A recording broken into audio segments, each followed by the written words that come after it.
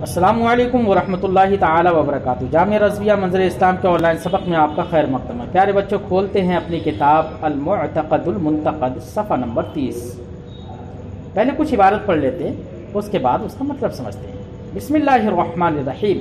اذا علم هذا فجميع المستحيلات العقلیہ لا تعلق للقدرة بها وقد رأيت المستحيلات ثلاثة تجتمع في بعض الأشياء مثل اجتماع الليل والنهار واستحالته شرعا لقوله تعالى ولا الليل سابق النهار وغيره. وأما المستحيل العادي فهو مضطرد مع وجود المستحيل العقلي. ومن مثال المستحيل العقلي أيضا كون الشيء وترا وشفعا أو لا وترا ولا شفعا، وكذلك يضطرد ذلك في كل نقيضين. ومن مثال المستحيل العقلي أيضا ولوج الجمل في سم الخياط وهي المسألة المستدعى فيها الجواب. پیارے بچوں، صاحب کتاب مذکورہ کچھ تمہید کے طور پر کچھ باتیں پیش کرنے کے بعد آج یہاں سے سوال کے جواب کی طرف بڑھتے ہیں۔ یاد رہے سوال یہ تھا کہ کیا اللہ رب العزت محالات پر قادر ہے؟ حضرت امام غزالی رضی اللہ تعالیٰ عنہ کے قول سے تو یہ سمجھ میں آ رہا ہے کہ جیسے محالات پر قادر ہو، جبکہ آیت کریمہ حتی یلج الجمل فی سم الخیاط، اس آیت کریمہ سے یہ سمجھ میں آ رہا ہے کہ اللہ رب العزت محال پر، اللہ رب العزت کی قدرت ازلیہ کا تعلق محالات سے نہیں ہے۔ یہ سائل کا سوال تھا۔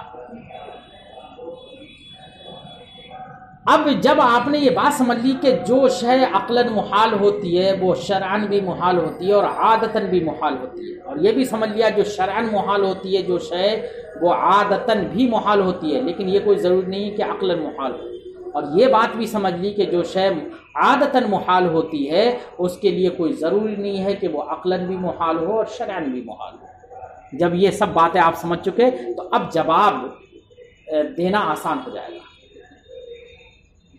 تو صاحب کتاب فرماتے ہیں اذا علم هذا، جب یہ بات معلوم ہو گئی، جو یہ تفصیل ہم نے اس سے پہلے ذکر کی، جس کو ابھی ہم نے اجمالاً آپ کے سامنے پیش کیا، جب یہ بات معلوم ہو گئی فجمیع المستحیلات العقلیہ لا تعلق للقدرت بها، تو اب آپ یہ بات جان لو کہ تمام محالات عقلیہ، عقلاً جو محالات ہوں، تمام محالات عقلیہ سے قدرت ازلیہ کا تعلق نہیں ہے۔ لا تعلق للقدرت بها، قدرت ازلیہ کا تعلق نہیں ہے تمام محالات عقلیہ سے۔ فرماتے ہیں صاحب کتاب وقد رأیت المستحیلات ثلاثہ، آپ نے مستحیلات ثلاثہ دیکھے، یعنی دیکھی کیا مطلب؟ مستحیلات ثلاثہ کے بارے میں آپ نے سمجھا، تجتمع فی بعض الاشیاء، کہ تینوں طرح کے محالات کبھی کچھ اشیاء میں جمع ہو جاتے ہیں۔ یہ کب جمع ہوں گے؟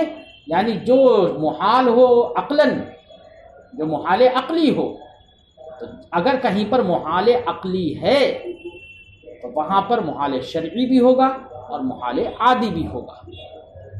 تو اس چیز میں تینوں قسم کے محالات جمع ہو جائیں گے نا، تو تینوں قسم کے محالات جہاں پر جمع ہوں اس کی مثال بھی دے رہے ہیں صاحب کتاب کہ عقلاً جو محال ہوگا تو شرعاً اور عادتاً بھی محال ہوگا، اس کی مثال دے رہے ہیں۔ مثال دے رہے ہیں مثل اجتماع اللیل والنہار، جیسے کہ لیل اور نہار کا جمع ہونا، رات اور دن کا اجتماع، یہ محال عقلی ہے۔ ہر عقل کہے گی کہ رات اور دن کا اجتماع نہیں ہو سکتا۔ کیوں؟ کیونکہ رات اور دن دونوں نقیضین ہیں، ضدین ہیں، بلکہ یہ بہت ضدین ہیں، دونوں ضد ہیں ایک دوسرے کی۔ کہ رات نام ہے سورج کی روشنی جب نہیں رہتی ہے اس وقت کا، سورج نہیں ہوتا اس وقت کا نام ہے رات، اور سورج جب ہوتا ہے اس کی روشنی، سورج کی روشنی موجود ہوتی ہے، چاہے بالعارض اس کا حصول نہ ہو لیکن اس کا نام کیا ہے؟ وہ نہار ہے۔ تو سورج کی روشنی کا ہونا یا سورج کا ہونا اور نہ ہونا دونوں آپس میں کیا ہیں؟ ضد ہیں۔ تو شب و روز یہ دونوں میں کوئی حرف سلب نہیں ہے شب و روز میں، اس لیے دونوں ضدان ہوں گی، دونوں وجودی ہیں۔ ان دونوں کا اجتماع محال ہے عقلاً، عقل کہتی ہے کہ دونوں جمع نہیں ہو سکتی، کیونکہ نور اور ظلمت دونوں ساتھ ساتھ جمع نہیں ہو سکتے، تو عقلاً محال ہے یہ۔ اور جب عقلاً محال ہے تو شرعاً بھی محال ہوگا نا۔ شرعاً کیسے محال ہے؟ وَاسْتِحَالَتُهُ شَرْعًا لِقَوْلِهِ تَعَالَى، اللہ کی قول وَلَلَّيْلُ سَابِقُ النَّهَارِ وَلَلَّيْلَ سَابِقُ النَّهَارِ، یہ آیت کریمہ جو ہے اس سے یہ آیت کریمہ یہ کہہ رہی ہے کہ رات دن پر سابق نہیں، یعنی دونوں میں سے کوئی ایک دوسرے پر غالب نہیں آ سکتے، کہ روز اور دن اور رات میں سے ہر ایک یک کے بعد دیگرے آتے ہیں۔ قرآن پاک میں ایک دوسری جگہ خلفتن کا ذکر ہے، ایک دوسرے کے پیچھے آتے ہیں، کبھی جمع نہیں ہوتے۔ شریعت نے بھی کہا کہ رات اور دن دونوں میں سے کوئی دوسرے پر غالب نہیں آ سکتا، دونوں ایک دوسرے کے پیچھے آتے ہیں، دونوں ایک ساتھ جمع نہیں ہو سکتے۔ جب شریعت نے بھی کہہ دیا تو جو محال عقلی تھا وہ محال شرعی بھی ہو گئے۔ تو دیکھو رات اور دن کا جمع ہونا یہ محال شرعی بھی ہے۔ ایسے ہی اس کے علاوہ اور بھی آیتیں ہیں وغیرہ، اور اس کے علاوہ اور بھی بہت ساری آیتیں ہیں۔ اما المستحیل العادی فهو مضطرد مع وجود المستحیل العقلی، رہا وجود عادی محال عادی، تو محال عادی جہاں جہاں محال عقلی پایا جاتا ہے وہاں وہاں محال عادی ضرور پایا جاتا ہے۔ یہ تو مضطرد ہے، اور یہ مسئلہ علی سبیل الاضطراد ہے، کلی طور پر یہ بات ثابت ہے کہ جو محال عقلی ہوتا ہے وہ محال عادی ضرور ہوتا ہے۔ بات سمجھ میں آئی بچوں؟ اب آپ کہیں گے مع وجود المستحیل کہہ دیا، مستحیل کا تو وجود ہی نہیں ہوتا ہے، تو اس کا مع وجود المستحیل کیسے کہہ دیا؟ جناب مستحیل کا وجود نہیں ہوتا، یہ بات صحیح ہے، لیکن یہاں پر مستحیل بے معنی استحالہ ہے۔ مطلب یہ ہے کہ جہاں پر استحالہ عقلیہ ہو وہاں پر استحالہ عادیہ کا ہونا مضطرد ہے، یہ معنی ہے۔ مستحیل بے معنی استحالہ ہے، یہاں پر مستحیل کا تو وجود نہیں ہوتا ہے، لیکن استحالہ کا تو وجود ہوگا نا، محال ہونے کا تو وجود ہوگا، محال کا وجود نہیں ہوگا۔ بات سمجھ آئی بچوں؟ تو جیسے عقلاً شب و روز کا جمع ہونا محال ہے، عادتاً بھی آپ دیکھ رہے ہیں کبھی شب و روز ہماری زندگی میں، ہمارے باپ دادا کی زندگی میں ہم نے تو کسی سے نہیں سنا ہے کہ شب و روز جمع ہوئے ہوں، نہیں ہوتے، ایک دوسرے کے بعد آتے۔ ومن مثال المستحیل العقلی ایضاً، محال عقلی کی ایک اور مثال بھی دے رہے ہیں صاحب کتاب، کون الشیء وطرن و شفع، کسی چیز کا جفت اور طاق ہونا، وطر اور شفع ہونا، یعنی جوڑ ہونا اور بے جوڑ ہونا، یعنی فرد ہونا اور زوج ہونا، یہ کہنا۔ تو کسی چیز کا فرد ہونا اور زوج ہونا، یہ بھی ان دونوں کا ایک ہی شے، فرد بھی ہو اور زوج بھی ہو، وطر بھی ہو اور شفع بھی ہو، یہ نہیں ہو سکتا، دونوں کا اجتماع شے واحد میں نہیں ہو سکتا۔ جب دونوں کا اجتماع شے واحد میں نہیں ہو سکتا، آپ یہی کہتی ہے کہ ایک چیز یا تو فرد ہوگی یا زوج ہوگی، ایسا نہیں ہو سکتا کہ دونوں ہو جائے۔ تو دونوں کا اجتماع شے واحد میں یہ محالات عقلیہ سے۔ ایسے ہی وہ شے نہ فرد ہو نہ زوج ہو، یہ بھی نہیں ہو سکتا۔ یہ تو یقیناً ایک اگر کوئی چیز فرد ہے تو زوج نہیں ہوگی، زوج ہے تو فرد نہیں ہوگی، ایسا نہیں ہو سکتا کہ دونوں جمع ہو جائیں یا دونوں مرتفع ہو جائیں، ایسا نہیں ہو سکتا۔ تو دونوں کا مرتفع ہو جانا شے واحد سے، ایسے ہی زوج و فرد دونوں کا جمع ہو جانا، یہ دونوں باتیں محالات عقلیہ سے۔ جب محالات عقلیہ سے ہیں تو ایک مثال یہ بھی ہو گئی، جو محال عقلی ہوتا ہے وہ محال شرعی بھی ہوتا ہے۔ جب اللہ محال شرعی ہوتا ہے، اسی لیے قرآن نے فرمایا قل هو اللہ احد، کہہ دو اللہ ایک ہے۔ جب ایک ہے وہ واحد ہے، منفرد ہے، حدیث پاک میں سرکار نے فرمایا اللہ وطر یحب الوطر، اللہ وطر ہے، منفرد ہے، ایک ہے۔ جب ایک ہی ہے وہ، بات سمجھائی بچوں، تو وہ وطر ہے۔ اگرچہ وہاں پر اللہ وطر یحب الوطر سے وہاں پر کوئی اعتراض یہ نہ کرے کہ وہاں پر آپ نے ایک قطر میں کیوں کر دیا، وہاں پر بے معنی ہے، جوڑ نہیں ہے، اللہ رب العزت کے ساتھ جوڑ نہیں ہے۔ اب یہ ہے کہ جوڑ نہ ہونا، ایک یہ کہ بالکل جوڑ نہ ہونا، ایک یہ ہے کہ دو چند مطلب اعداد ہوں لیکن جوڑ نہ ہو، وہاں پر طاق ہو، جفت نہ ہو، طاق ہو۔ تو اللہ رب العزت وطر ہے، جب وطر ہے تو وہاں پر زوجیت کا تصور نہیں ہو سکتا، جب فردیت ہے تو زوجیت کا تصور نہیں ہو سکتا۔ اس لیے قرآن نے فرمایا کہ وہ واحد ہے، ایک ہے۔ بات سمجھائی بچوں؟ تو فرد اور فرد ہونا، زوج ہونا، اور ایسی کسی شے کا فرد بھی نہ ہونا اور زوج بھی نہ ہونا، یہ محالات عقلیہ سے، ایسی محالات شرعیہ سے بھی ہے۔ بات سمجھائی؟ دو مثالیں سمجھا دی محالات کی۔ اب کہہ رہے ہیں جب یہ دو باتیں سمجھ گئے تو اب تیسری بات بھی سمجھ لو کہ شاید وہاں پر سائل نے یہی کہا تھا نا کہ آیت کریمہ میں تو یہ فرمایا گیا حتی یلج الجمل فی سم الخیاط، یہاں تک کہ اونٹ سوئی کے ناکے میں داخل ہو جائے۔ اب میرے بچوں یہ بتاؤ، اونٹ اتنی بڑی ہیئت پر رہے اور سوئی کا ناکا اپنی ہیئت پر رہے تو کیا عقل کہے گی کہ وہ اس میں داخل ہو جائے گا اپنی اپنی حیات پر رہتے ہوئے؟ نہیں، عقل کہے گی کہ یہ محالات سے ہے۔ جب محالات سے ہے تو دیکھو محالات عقلیہ سے تو ہے ہی، وہ یقیناً محالات عقلیہ سے، اور محالات شرعیہ سے بھی ہے، کیونکہ شریعت نے بھی کہا کہ داخل نہیں ہو سکتا، تبھی تو ان کی امیدیں منقطع ہوں گی۔ بات سمجھ آئی بچوں؟ اور عادتاً بھی ہم نے نہیں دیکھا کہ کبھی اونٹ سوئی کے ناکے میں داخل ہوتا ہو، ہم نے تو نہیں دیکھا ہے، خلاف عادت بھی نہیں ہو سکتا بچوں، سمجھے نہیں؟ کیونکہ جو محال عادت عقلاً محال ہوتا ہے، شرعاً محال ہوتا ہے، وہ عادتاً ضرور محال ہوتا ہے، کیونکہ عادت شرع کے مخالفت نہیں کرتی ہے، عقل کی مخالفت نہیں کرتی۔ لہذا سائل کے سوال میں ولوج الجمل فی سم الخیاط کا جو مسئلہ تھا، یہ اب سمجھ میں آ گیا کہ یہ محالات عقلیہ سے ہے۔ جب محالات عقلیہ سے ہے تو آپ کو ہم نے پہلے ضابطہ بتا دیا کہ محالات عقلیہ سے قدرت ازلیہ کا تعلق نہیں ہے، لہذا ولوج الجمل فی سم الخیاط، اس پر قدرت ازلیہ کا کوئی تعلق اس سے نہیں ہے، یہ قدرت ازلیہ کے تحت نہیں آئے گا۔ لہذا اللہ رب العزت کا سوئی کے ناکے میں اونٹ کو داخل کرنا اس حال میں کہ دونوں اپنی حالت پر رہیں، یہ محالات عقلیہ سے، قدرت ازلیہ کا اس سے تعلق نہیں ہے، یہ اللہ رب العزت کے لیے محال ہے۔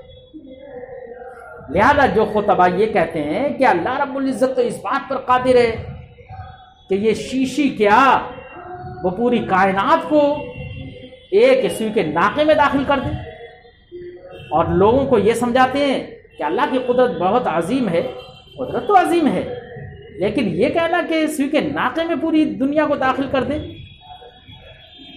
اپنی حالت پر رہتے ہوئے، جیسے کہ خطبہ تقریروں میں بیان کرتے، تو یہ ان کا کہنا یہ صحیح نہیں ہے۔ اگر وہ ان کی مراد یہی ہے کہ دنیا کو اللہ تعالیٰ اتنا چھوٹا کر دے کہ سوئی کے ناکے میں آ جائے، تب تو صحیح ہے ان کا کہنا، اور ورنہ اس طور سے اگر وہ کہیں کہ دنیا اپنی حالت پر رہے اور سوئی کا ناکا اپنی حالت پر رہے، تب بھی اللہ رب العزت اس دنیا کو سوئی کے ناکے میں داخل کر دے، یہ محالات عقلیہ سے خطبہ کو ایسی باتیں بولنے سے بچنا چاہیے، غلط بات بولتے ہیں۔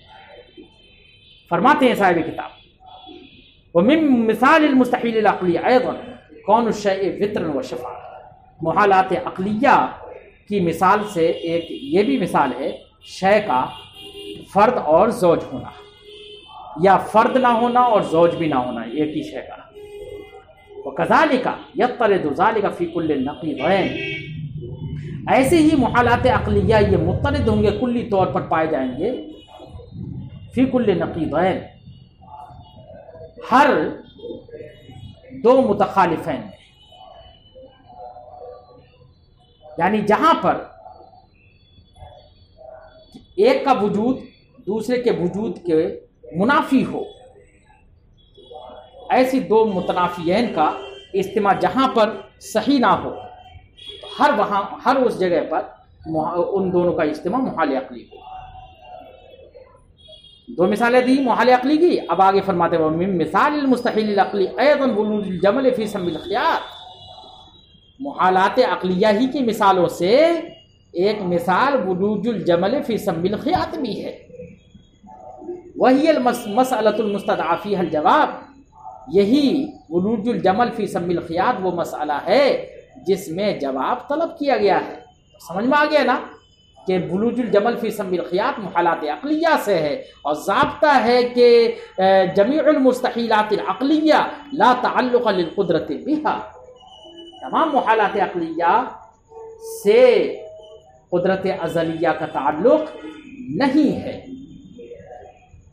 بات سن میں آئی بچوں؟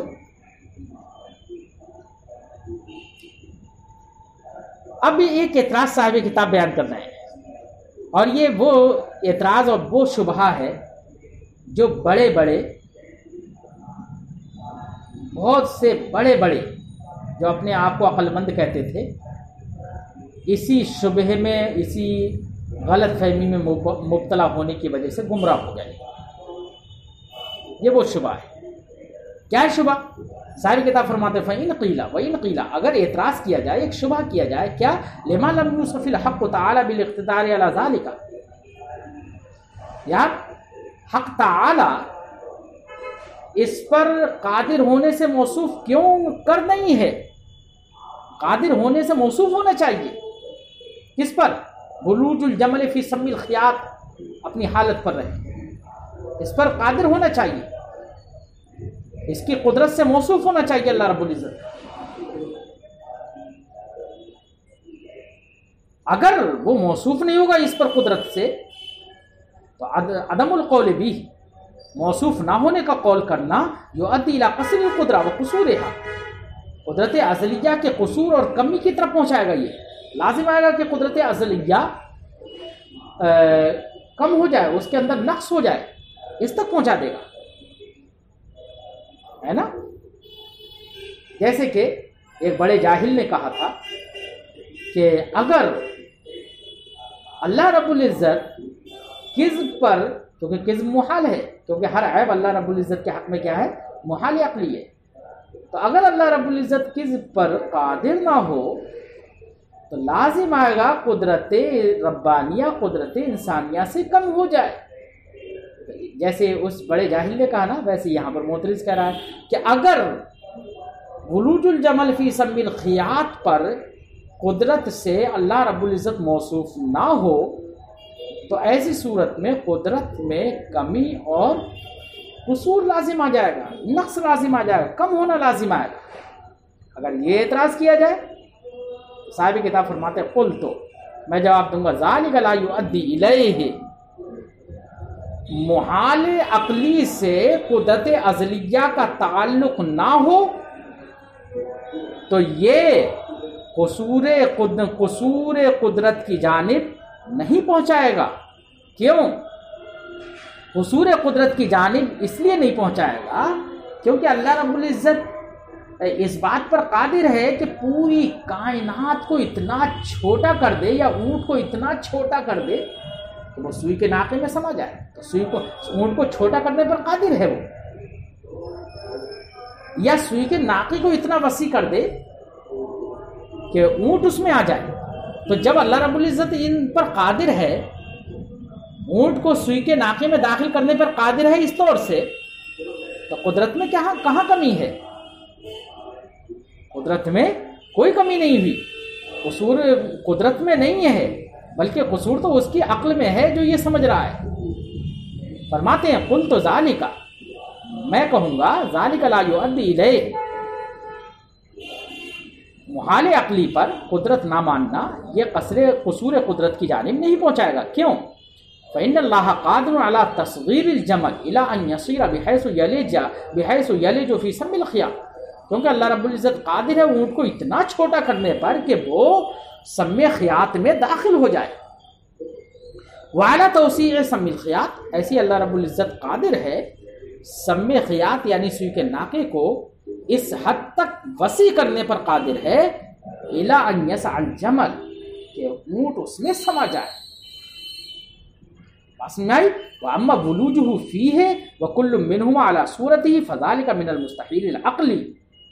رہا اونٹ کا سوئی کے ناکے میں داخل ہونا اس طور سے کہ سوئی کا ناکا اور اونٹ دونوں اپنی صورت ہی پر رہے، اپنے حالت پر رہے، یعنی وہ اتنا بڑا رہے وہ اتنا چھوٹا رہے.